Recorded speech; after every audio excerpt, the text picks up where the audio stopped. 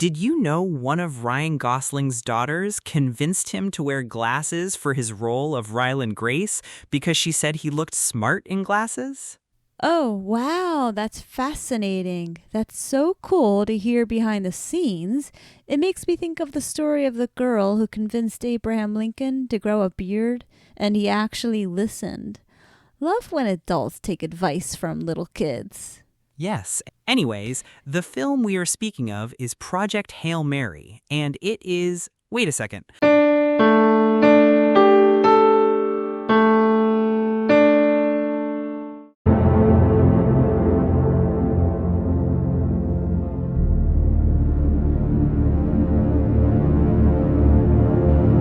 Welcome to another review by TP Trailers 2, and I have with me here Miss Moose, a very good film watcher person. Yes, hello. I am a very good film watcher person. So, let's get right into the film. Before we get into spoiler territory, just quickly, was it good or bad? Good, good, good.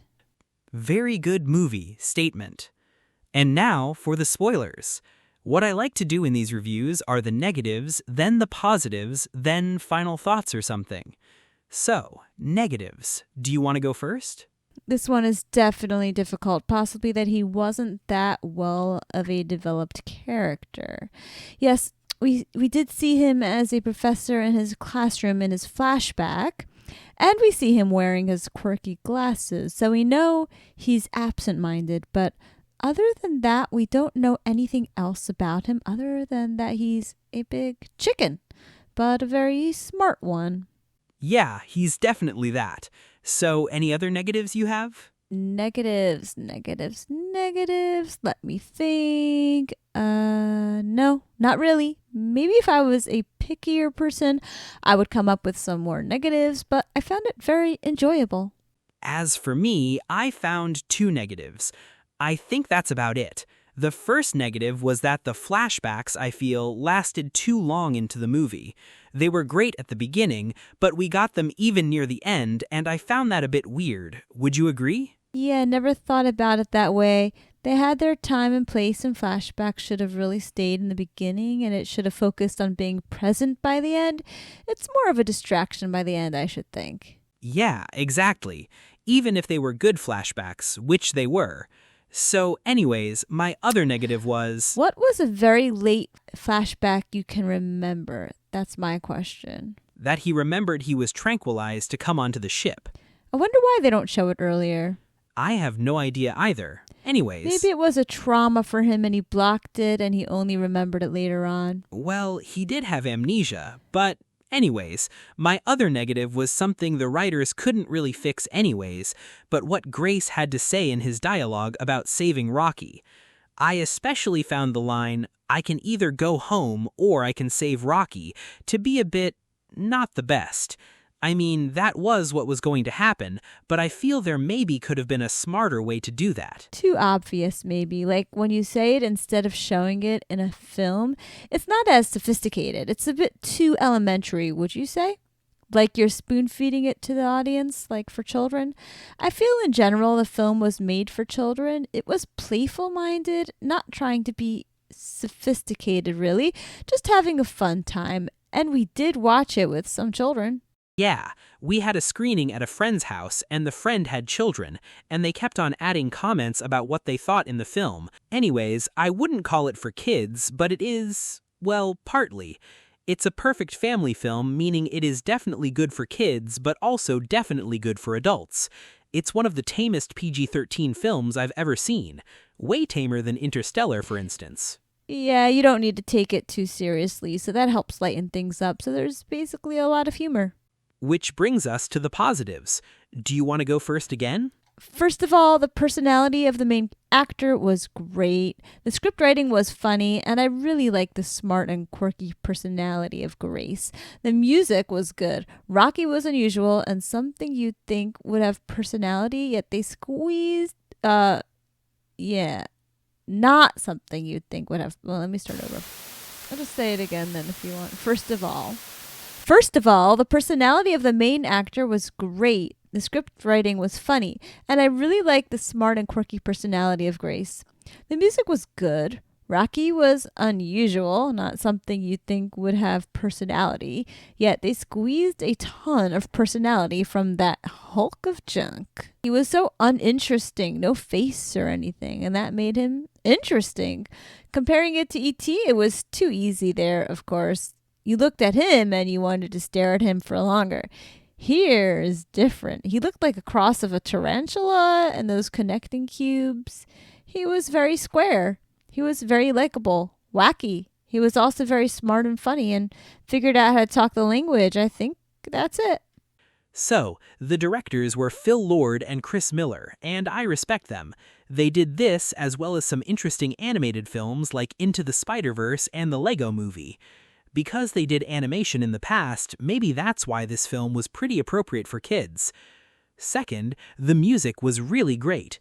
I also liked The Sign of the Times, which Eva Stratt, I think, sung. That was unexpected, but I liked it. The best part of the soundtrack was definitely the Time Go Fishing Scenes music, which was basically the 2020's No Time for Caution.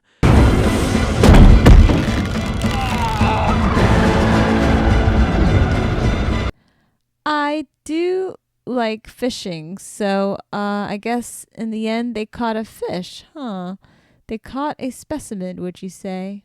By the way, you said about this that you thought basically the lesson of this film was to use probiotics or something. Yeah, it was a parable or something like that in that way. It had to do with life forces and energy, and the one planet that was not vulnerable to the virus was teeming with life, right? Is that what you see? Well, no, because Earth was also thriving with life, even if it would go extinct when the sun went out. But Earth didn't go extinct maybe for that very reason. Yeah, true. Okay, so some other things I liked about this film were the visuals, especially the Time Go Fishing scene, but also the one with the spaceships dancing.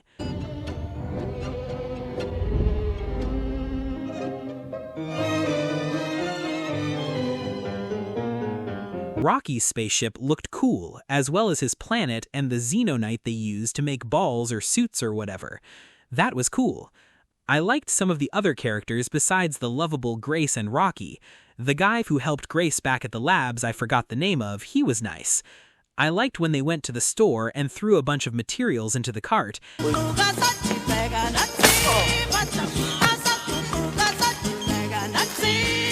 when they mimicked the atmosphere of Venus. Eva Stratt wasn't funny really, but she was a good character, even if perhaps a bit misguided, or maybe a lot misguided.